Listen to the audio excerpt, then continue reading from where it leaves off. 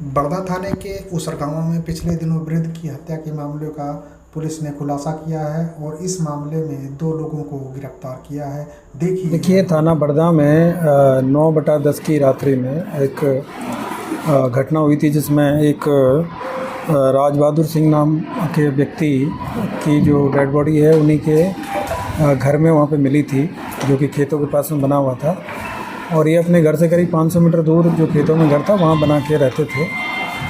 और सुबह इन्हीं के भाई ने थाने पर सूचना दिया कि हमारा जो भाई है उसको किसी ने सिर पे चोट मारी है और उसकी वजह से उसकी मृत्यु हो गई है। और इसी सूचना पे थाना प्रभारी बड़दा एसपी सिटी साहब और सीओ लालगंज साहब ने घटनास्थल का निरीक्षण किया गया और ये देखा गया कि सिर पे किसी डंडे से या लाठी से चोट मार के और इस घटना को अंजाम दिया गया है। और इसमें तत्काल मुकदमा पंजीकृत किया गया और फॉरेंसिक टीम है उसके माध्यम से जांच भी कराई गई।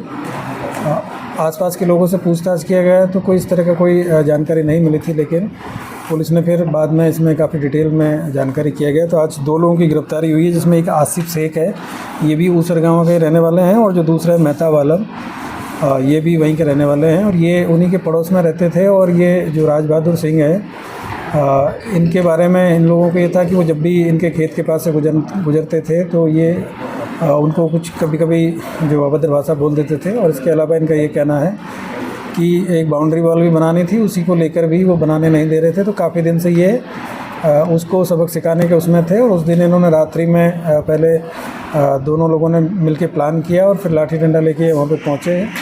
और पहले इन्होंने उसको पीटने का प्लान किया था, लेकिन चूँकि वृद्ध थे वो दोनों तरफ तकिया लगा के सोते थे, तो ओढ़ के जब सोए हुए थे मच्छरदानी के अंदर, तो इन्होंने पहले सिर पे चोट मार दी, जिससे उनको सिर में 2 चोट लगी और फिर एक्सेस जो ब्लीडिंग हुई उसकी वजह से उसकी डेथ हो गई और ये लोग वहाँ से फिर मौके से भाग गए। तो इनको आज गिरफ्तार किया गया है और इनके पास से 2 जिन डंडों के लाठी से इन्होंने उनके सिर पे प्रहार किया था उनकी बरामदगी की गई है। इनको गिरफ्तार करके जेल भेजा जा रहा है और आगे किसी विधिक कार्रवाई साक्ष्य के आधार पर की जा रही है। सर, इस पूरे मामले में कुछ हॉरर एक्टिविटीज़ के भी एंगल जोड़े जा रहे थे इस मामले में, क्या थी सच्चाई उसकी? देखिए, पहले क्योंकि घटना बिल्कुल ये जानकारी नहीं थी, एक तो आइसोलेशन में घर बना हुआ था और लोगों का ये भी कहना था कि हो सकता है कि कोई और भी इसमें कारण रहा हो।